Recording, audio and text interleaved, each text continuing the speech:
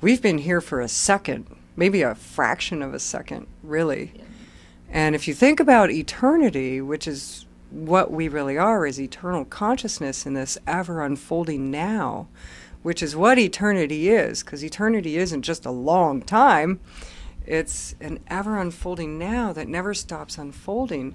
And if you think about how long the now has been here, my goodness, how ageless is the universe, and how ageless are our consciousness. How ageless is God, which I believe the universe is the mind of God, imagining all of this. I just was thinking about what do you call God, you know, and then you answering. Yeah, well, maybe I picked that up. Yeah, happens. So really, my idea is consciousness is developing in the moment when humanity itself somewhere starts orient themselves in time, because they're in the universe no time, doesn't matter time, as we know from many resources. So the moment when the calendar is inventing, then immediately starts practically the conscious mind to develop, because now we have a point to go on. Is it correct? Well, I think consciousness existed long before the idea of time. Time is a product of consciousness. Calendar, I mean.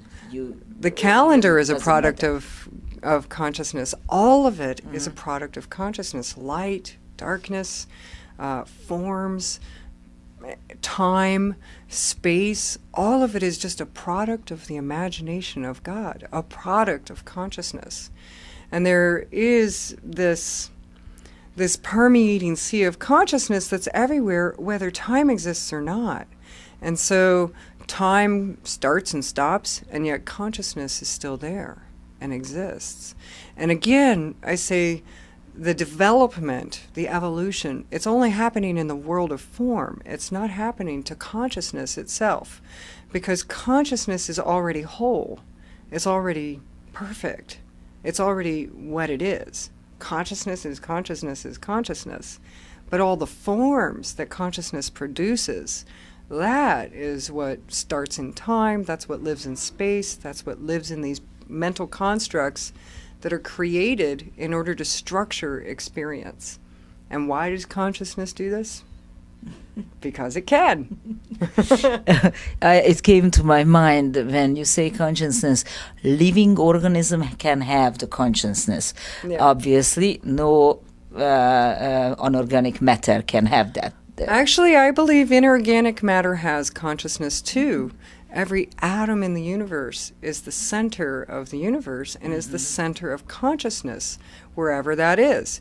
You're the center of the universe, from your point of view. I'm the center of the universe, from my point of view. All the atoms in this microphone are the center of the universe, from their point of view. They're sentient. I believe all parts of every atom, every tachyon, every molecule, every thing that makes up objects, they all have their own experience somehow of the universe. And whether they have a mental body and a psychological structure like we do, we don't know. I don't know what the mental structure or the psychology of an atom is. We can only imagine that. But I'm sure that they have some sort of experience that's different than ours, which sees itself as the center of the universe. Well, so actually to define consciousness is not so simple anyway, if you view it from that viewpoint, because for me consciousness always related to a chemically functional brain, right.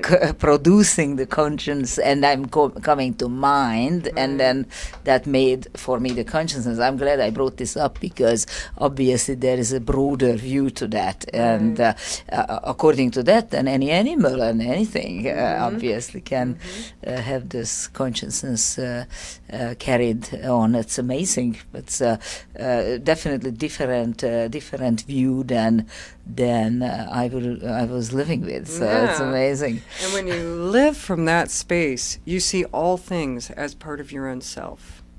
all people, all beings, all animals, all objects, they become part of this one self. They are who you are. It's a sea of consciousness. When you feel alone, you're not alone. It's highly populated. And yeah, so I remember when I first discovered this, I was hiking on the Pacific Crest Trail, and I wanted to be in the wilderness by myself to see what it was like. And it began a 6-year process that I spent a lot of time in the wilderness just being alone, meditation and inspecting self-inquiry and inspecting reality and what is this all about. And I remember the first week was pretty rough. Oh, I wish there was someone to talk to. There's no one to talk to out here in the middle of nowhere by yourself. And then the second week, the mind started quieting down, and I started being more mellow. By the third week, I was at ease with it. It was like, okay, this is actually really peaceful. It's easy to be zen when you're by yourself on a mountaintop. It's hard to be zen on I-405. But when you're by yourself, it gets easier. And then by the fourth week, I started realizing that all these trees, all these rocks, all these animals were having their own experience, and they were sentient beings that you could literally experience as having their own psychology, having their own emotional experience, having their own ways of even communicating with you. And at first I'm like, I did not hear that. That is not possible. But the more time I spent in the wilderness, the more I realized that it is highly populated in this universe as to sentience everywhere. Consciousness is everywhere, and it doesn't have to have the forms that we think it needs to have in order to be sentient and conscious. I was thinking about when we would cut out an amazing, whatever tree, any living tree, and then I think about those 2,000-3,000 years old trees and the redwoods here or South America daily. How many trees are cut out? So what is going on with humanity? Where is the consciousness? Well, I'd say there's some waking up that needs to happen, realizing that it's all one self, and if you hurt one part of the self, then the whole self hurts. And if you kill a being that's been here since before Christ, I mean, some of these redwood trees up in Northern California where we're from, they've been here 2,000 years before Christ was here, which means those guys have had a lot of experience on the earth plane and seen a lot of things happen. And did you ever hear of Findhorn, the Findhorn experiment? Plants actually have a real life experience. There was this room that they had several plants in, and they hooked up electrodes to all these plants to measure their electrical impulses. And they sent a guy in, and he went and talked to the plants, and they were all calm and putting out these nice vibes on the electrodes. And then they sent another guy in with a cigarette, and he burned one of the leaves. And that particular plant, the electrical impulses went crazy. And all the other plants were still calm, didn't have a reaction. Because the plant wasn't killed, it was just harmed. So only the individual plant had a reaction to this experience. Then they sent another guy in, and he hacked down a plant viciously and violently, and the whole room, all the plants went completely off the charts. Wow. And with the electrical impulses, so they responded to their experience.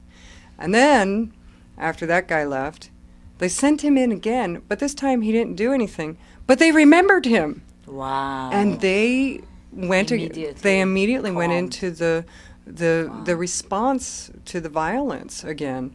So plant life is very sentient, and those trees that are being killed and all of this land that's being raped and pillaged, it feels that it has a true experience. It's sentient, and it's having a real experience of being harmed. So when humans evolve to the point of realizing that this is part of the same self, that there is sentience and consciousness everywhere, then it's going to be impossible to do harm. Wars would be impossible. Harm to others will be impossible, because you don't want to hurt the same self. You know, if you hurt your big toe, your whole body